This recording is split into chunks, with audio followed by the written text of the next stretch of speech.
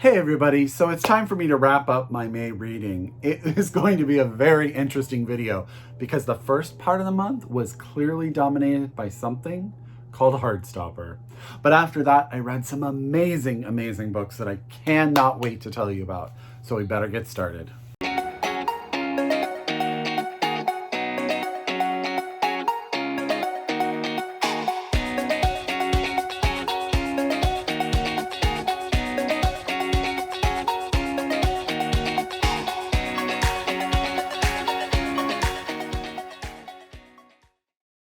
Hi everybody, welcome back to my channel. It's Russell with Ink and Paper Blog. How are you all doing today? As always, I hope you're happy, I hope you're healthy, I hope you're safe, and of course, I hope you're reading an amazing book or two or three or four. The weather continues to be beautiful in Northern California, and I have to say, my reading has been going fantastic. So I really can't complain. And I am here today to share with you some very, very good books. So, as always, get out your pen, get out your paper, get out your Goodreads, however you keep track of your TBR. If you are so able, please order these books from your local independent bookstore. I actually think everything I'm going to talk about is actually out right now. And if you can, order them. If you are a library user, get your library to get you a copy. All of them. They are all amazing. I promise you are going to love them. So let's get started. As I said in the intro to this, May started with sort of this watching of the TV show Hearstoper and really just this desire for myself to dive into some gay YA and really just enjoy that genre. So the first thing I did was actually read the four-part Heartstopper series all over again by Oseman, out here by Scholastic in the United States. The story of Nick and Charlie. This is the story of two boys who find each other in school and the development of their sexuality, of their relationships. It's completely adorable. There's a lot of representation. There's trans representation, lesbian representation. Yeah, it's just across the book. And then it starts to deal with some more, they're very heavy, by the way. Some more darker topics. There's mental health that's brought up, homophobia within a family. There's eating disorders, but it's all done in such a, I don't know how to say it. Just Oseman has a way of just sort of making everything feel like it's going to be all right. I'm gonna hold it this way.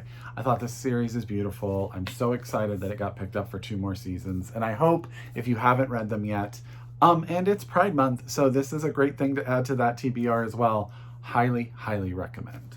So I decided then that I was gonna spend some time in the queer space, the gay space, and read just some gay YA that had been given to me or stuff that I had seen that I wanted to get through. So the first book that I want to talk about in that stack is Ready When You Are by Gary Lonesborough, and this is out from Push Publishing. This is the story of a young boy, Jackson. He lives in the Mish, which is an Aboriginal community in Australia. And at the start of the book, he is in a relationship with this young woman that he's known for a while. It's not really going anywhere. And then his aunt comes to visit with his cousins, which happens every single year. And she brings along a boy who has just been released from, I believe, like juvenile hall. And their relationship sort of starts to take on different dynamics, as you can imagine. But this book is really about sort of that beginning sense of sexual awakening, identity awakening. It's about the complications of sort of manhood versus who you are as a person and how to sort of walk that fine line and how troublesome and problematic it can be.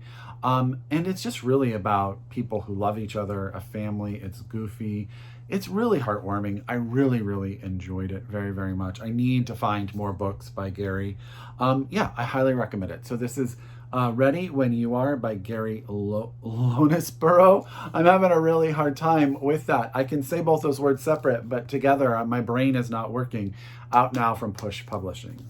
Then I went back to an author that I have read a couple of books for and really loved. And this was a book that I don't know, I had seen it on some channel. And that's The Extraordinaries by T.J. Klune. This is out from Tor Teen. It just had a sequel release called Flashfire. And this is for those of us who enjoys a good gay YA romance with a bit of superhero thrown in. It is about a boy who is absolutely obsessed with these sort of superhumans. He has sort of created in his mind a relationship with one of them. And there's this underlying current that his best friend is kind of infatuated with him. You find that very, very in the beginning of the book. And it's really just about this relationship with this young boy as he comes to term with everything that everybody else around him knows, as these two superheroes in his town are fighting each other, and the fighting is getting worse and worse, and can you figure out why? I don't want to spoil it because it's very, very clever. It's one of those things you can totally see what's coming, but you want to see how TJ Klune is going to do it. So it's got gay love, lesbian love. It's got superheroes, superpower fights. It's got those aha moments. It's got a lot of stuff about parenting. The main character's mother was killed in an event. His father is a police officer, and the worry you have for your son and your child after something like that. Very complicated, very well done. I need to get the sequel. I really, really enjoyed it. Hopefully I sold that pretty well. That's The Extraordinaries by T.J. Klune, out from Tor Teen. The last book I read was probably the one that I liked it. It was just maybe the least successful for me, and that's If You Change Your Mind by Robby Weber. This is out from Inkyard Press. This is the story of a young boy who's really his only goal right now in life is to graduate high school and get into a screenwriting school. And sort of in the middle of this book, he's writing a screenplay. And he has had a relationship the previous summer with sort of the best looking boy around, but it sort of ended tragically. And a new boy has moved to town, and sort of him juggling all of that, saying that he doesn't really want a relationship, but really developing relationships. It's about his friendships. It's about the complications with all of that, and choices. I just felt this book was a little bit too on the nose. It sort of went a little too cliche at times, so the power of the story was taken away a little bit. It's a fun read. It's a good summer read. You'll definitely fly through it. I was hoping for a little more complexity. And that's If You Change Your Mind by Robby Weber. Okay. Then I decided, okay, Russell, you've read enough of that. You need to sort of retune, and where do we go? Where do we go from there? And we read one of the books that was one of my most anticipated books of the year, a book I've talked about, I think, twice already on this channel, and a book that I will not forget, and that's Nuclear Family by Joseph Hahn, out from Counterpoint.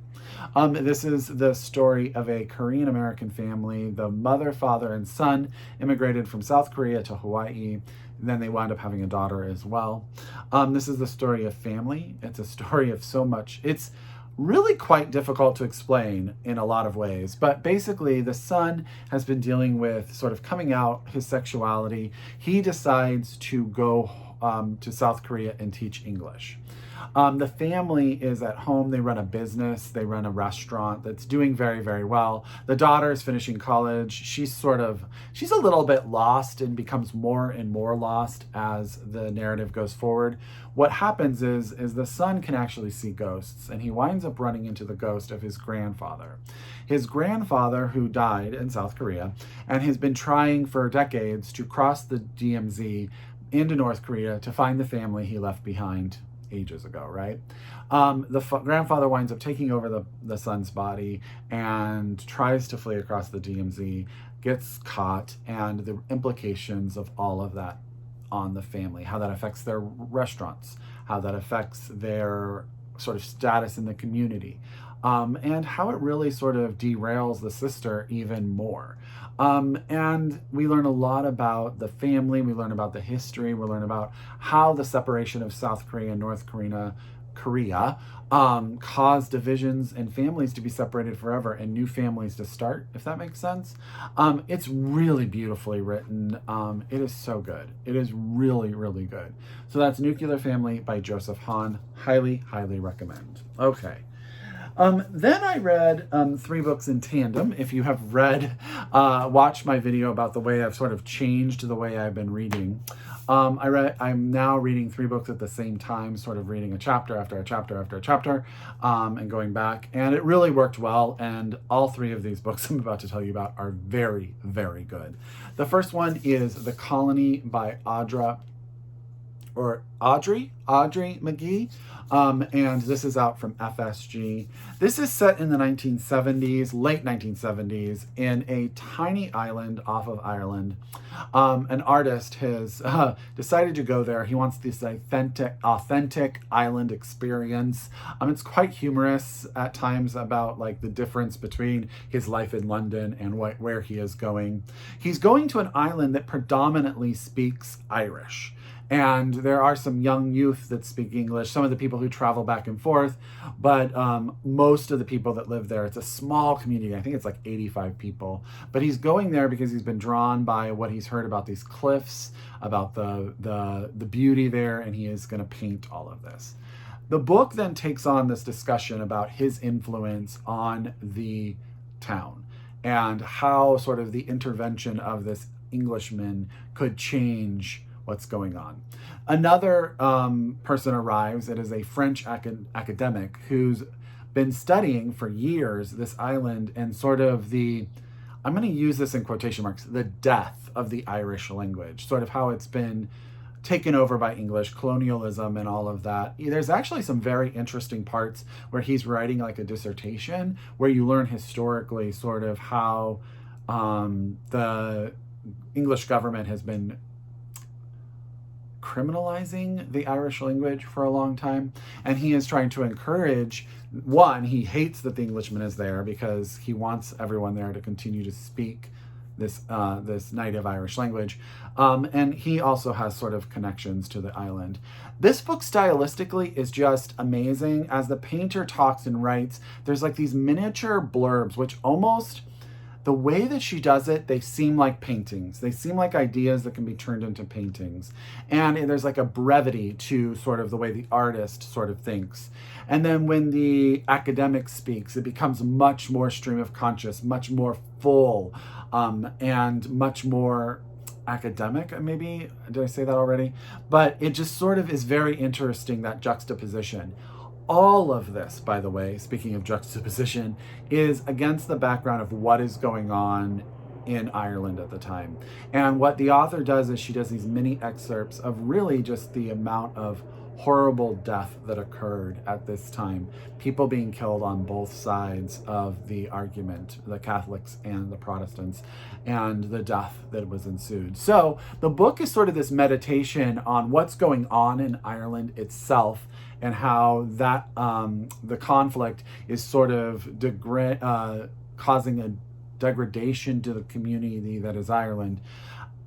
And it's juxtaposed against what's going on in this small island as they lose their language and sort of what makes them different than any other part of the English Empire. I hope that makes sense. I thought it was really well done. I think there's a very interesting young boy character who wants to become an artist. And what happens between him and the artist himself, so this young boy and the artist, how their racial relationship develops, really is a fascinating discussion about the relationship between England and Ireland itself. I'll leave it at that. This book has got a lot. I highly recommend it for a book club. I think historically you can learn a lot and then talk a lot about it. And that's The Colony by Audrey Magee, and this is out from FSG here in the United States. Okay.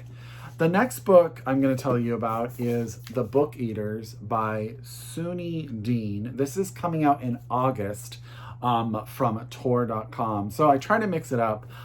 This book is going to be really hard for me to talk about because it's weird in all of the best ways. So basically we are introduced to this idea that some beings arrive to Earth and put what are called book eaters on our planet. They're aliens that basically just consume text and remember it. And they have created sort of these patriarchal families because the aliens that supposedly put them here never came back for them, okay? And this is the story of one woman within that society trying to break down walls. The women are really just used as vessels for having children because the species is dying out, and they sort of are sold off in marriage. They have a child, they stay for 3 years, and then they go back home and they never see their child again. And our main character is not cool with that. And she tries to get it to change. It doesn't change. And she goes into her second marriage, and her son is born, and he is what is called a mind eater. So this is sort of another part of this culture where he actually can eat human minds and retain the personalities and memories of those people. But there's a drug that can be used to stop, because these mind eaters are thought to be very dangerous. But there was this drug, and it creates the whole story. It is a adventure. Adventure. This is where my one is. It's an adventure. It's a mystery. It's a sci-fi book. It's a mother-son tale. It's about poor decisions. It's about breaking down the patriarchy, changing the expectations. It's about so much, and it is just so much fun and quite scary at times, to be honest with you. I flew through it. I absolutely loved it. So that's The Book Eaters by Sunyi Dean, out from Tor. It comes out in August of 2020. Highly recommend it. Last but not least is probably the book that broke my heart the most this year, and this month, and this year, to be honest with you. And yeah, I just can't get over it because of the fact that it's extremely timely and it's based on a truth story. And that's Take My Hand by Dolen, Perkins-Valdez. I talked about this in my new video about my new process, but I have finished it now.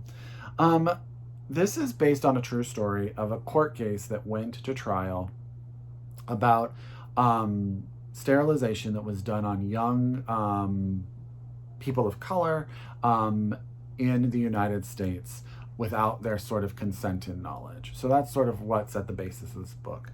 Our main character is a woman named Sybil. She is just starting her career as a nurse, where she is assigned to this family to give these two young girls, an 11-year-old and a 13-year-old, a shot to make sure that they can't get pregnant. As she starts to sort of tell people what she's doing, she's introduced to the idea that this shot itself is not FDA approved and could have repercussions. So she decides that she is going to take these young children off of it, and she's going to change their life. They live in a shack on a farm. Their life is really rough. She's going to get them into housing. She's going to help all of that. But then, as I've already said, this is about female sterilization.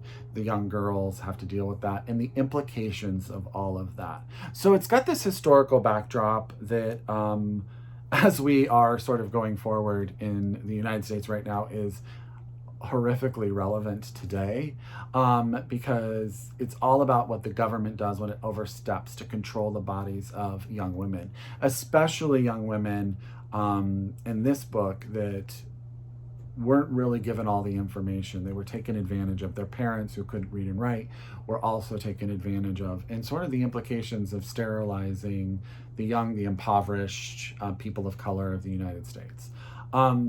Twice in this book, I literally had to, my breath was taken out of my mouth. I had to shut it and I could not read it. It is really, really good. I highly recommend it. And that's Take My Hand by Dolen, Perkins-Valdez, and this is out from Berkley Books as we speak. Again, I'm not going to try to lift this pile of books because I will drop it everywhere. But if you are a return subscriber to my channel, thank you so much. You know I could not do this without you. If you are new to my channel, I hope you stick around. I hope you subscribe, hit the bell, all those bells and whistles. As always, I encourage you to read globally, shop locally, and until next time, I wish you happy reading. Bye, everyone.